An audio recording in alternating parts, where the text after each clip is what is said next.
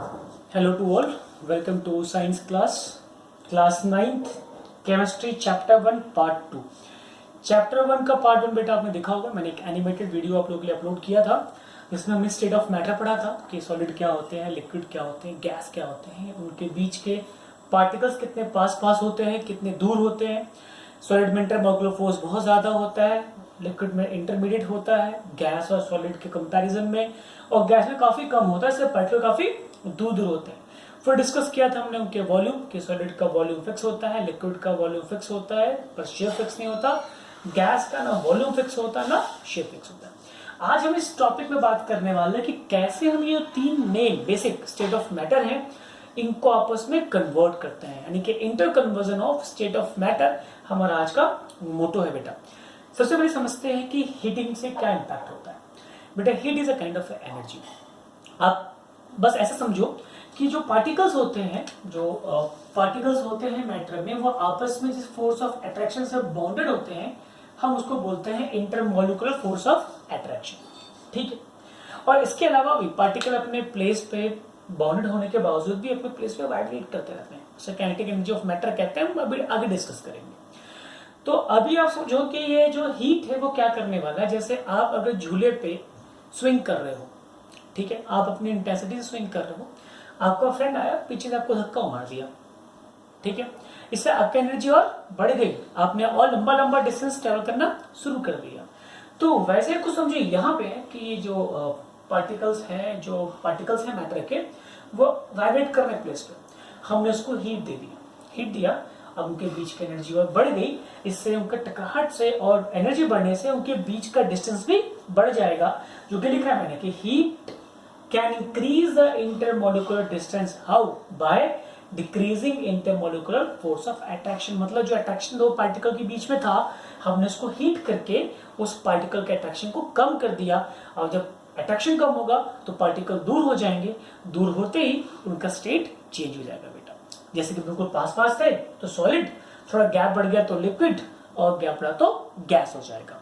ठीक है, तो ये जो प्रोसेस है कन्वर्जन का, वो मैंने यहाँ पर ट्रायंगुलर शेप में बनाया है। आपके एनसीईआरटी बुक में भी चीज मेंशन है, तो उसको डिस्कस करते हैं यहाँ पे अपन लोग। ठीक है, जब कोई चीज सॉलिड से लिक्विड में चेंज होती है, बाय द हीटिंग, हम उसे कहते हैं मेल्टिंग या फ्यूजन। ठीक है, क्या बोलते हैं? मेल्टिंग या फ्यूजन। मतलब मेल्टिंग वर्ड यूज होता है जब सॉलिड लिक्विड में कन्वर्ट होता है। तो हम ये कह सकते हैं कि melting is a process of conversion of solid into liquid, and melting point is not any point, basically it is a temperature। जब आपको हीट करोगे तो टेम्परेचर बढ़ेगा ना, तो melting point is a temperature on which a solid start convert into a liquid। that particular temperature is called melting point और fusion point। कई बार fusion लिख के आता है तो कंफ्यूज नहीं होना है, fusion melting is a same thing, right. Now in reverse, जैसे कि एग्जांपल लेते हैं, अगर आप आइसक्रीम है या आइस क्यूब है, आप उसे हीट करके कन्वर्ट कर रहे हो लिक्विड में, ठीक है। आयरन की रॉड देखो, आयरन कितना तगड़ा हीट करने पे क्या होता है, वो मेल्ट हो जाता है, फिर आप उसको शेप प्रोवाइड करते हो। अरे कहो, आपने भी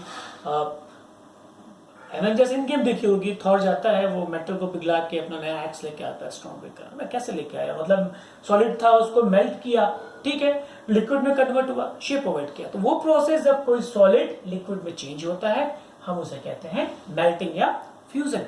ठीक है, अब वो लिक्विड जो मेल्ट हो चुका, वापस जब उसको कूल कर रहे हैं, ठंडा कर रहे हैं, तो क्या उसकी एनर्जी फिर खत्म हो रही है, उसके पार्टिकल बिल्कुल पास आ रहे हैं, तो क्या बन गया सॉलिड।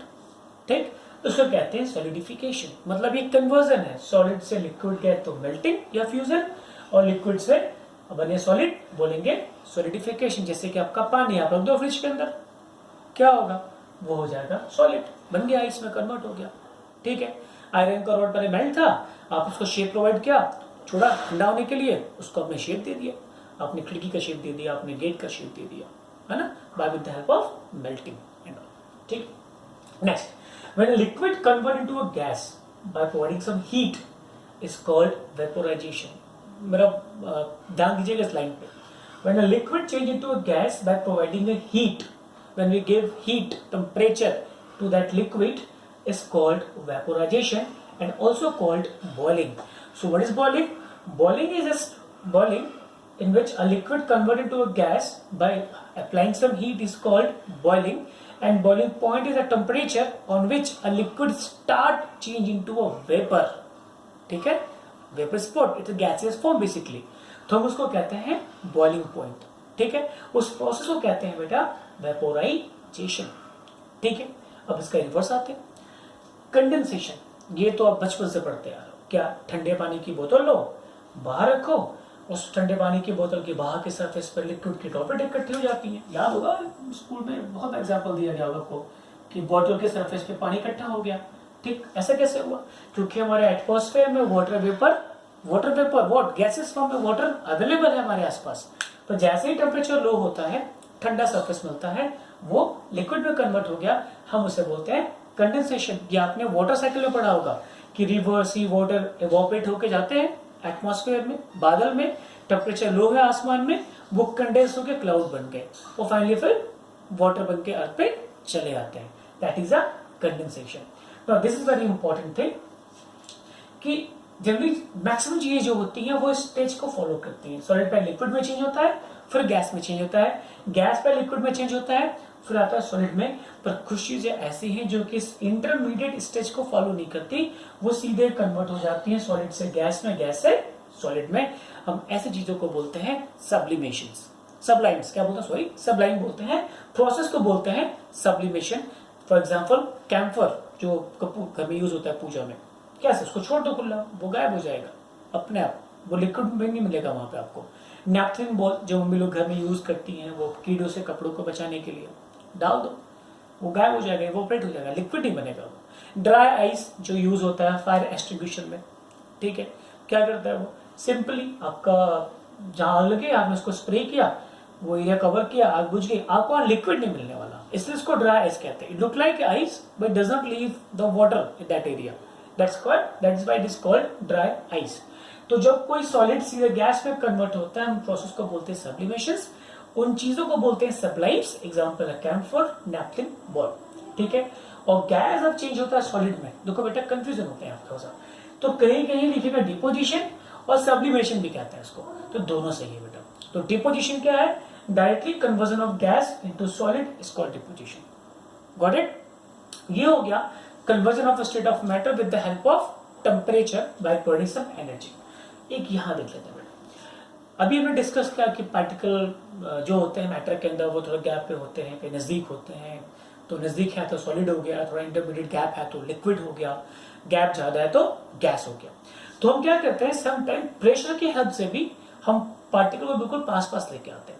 जैसे जब हमें गैस को कैरी करना है डिस्टेंस, कुछ डिस्टेंस तक, तो हम गैस को किसी भी प्रेशराइज चैम्बर में पैक करते हैं. फॉर एग्जाम्पल डिओड्रेंट, आप देखो डीओ को पहले आप शेक करोगे तो आपको उसमें लिक्विड का फील आएगा, but once you spray it you will find a gas. ऐसा कैसे हुआ? बिकॉज वो जो आपका पार्टिकल है डिओड्रेंट का, हमने उसको कंप्रेस करके आपके कंटेनर में भर दिया डीओ के, ताकि आप उसको इजिली कैरी कर सको. ठीक. एलपीजी, लिक्विफाइड पेट्रोलियम गैस, नाम में छुपा हुआ है. पेट्रोलियम गैस सॉरी ऐसा जिसको प्रेशर करके, जैसे डायग्राम बनाया मैंने यहाँ पे, प्रेशराइज करके एक बॉक्स में भर दिया liquefied petroleum gas. CNG, compressed natural gas, जो आप यूज करते हैं ऑटो टैक्सीज वगैरह में, दिल्ली में आजकल मैंडेटरी हो गया है. ठीक है, तो कैसे हुआ ये? हमने गैस को प्रेशराइज किया तो वो लिक्विड में चेंज हो गया बेटा. तो हमने यहाँ पे कन्वर्जन ऑफ स्टेट पढ़ा with the help of heat, with the help of pressure. बेटा ये थोड़ा सा कन्वर्जन आपको ध्यान देना पड़ेगा, जो हम यूज करते हैं लैबोरेटरी में, घरों में, टेम्परेचर के जो पैरामीटर्स हैं, हम वैसे 3 यूज करते हैं, Fahrenheit, degree Celsius and kelvin. ठीक है, ध्यान देना बेटा, डिग्री जो है ना सिर्फ फ़ारेनहाइट और सेल्सियस पे लगाते हैं, केल्विन पे नहीं, बिकॉज ये कम पढ़ा लिखा है. Know like that actually. Degree word use करते हैं सिर्फ फ़ारेनहाइट और डिग्री सेल्सियस के लिए, केल्विन पे आप डिग्री वर्ड यूज नहीं करोगे बेटा. ये कन्वर्जन का फॉर्मूला है कि whatever the value of your centigrade, just put it here and solve it, you will get the temperature in Fahrenheit. एक एग्जांपल लेता हूं मैं. बॉडी का नॉर्मल टेम्परेचर कितना होता है? 37 डिग्री सेल्सियस. सपोज वो टेम्परेचर किसी का 40 हो गया.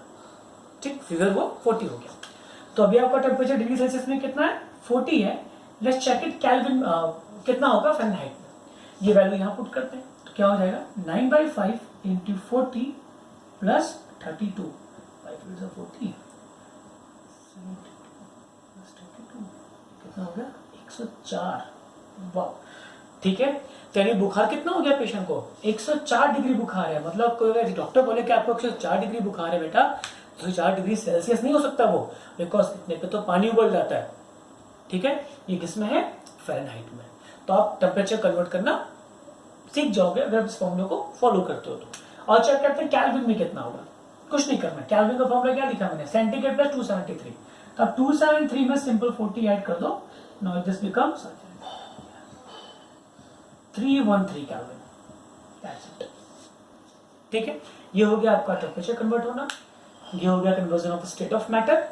ठीक है, अब अगले टॉपिक में हम डिस्कस करने वाले हैं लेटेंट हीट एंड ऑल। ठीक है, thank you so much, have a nice day.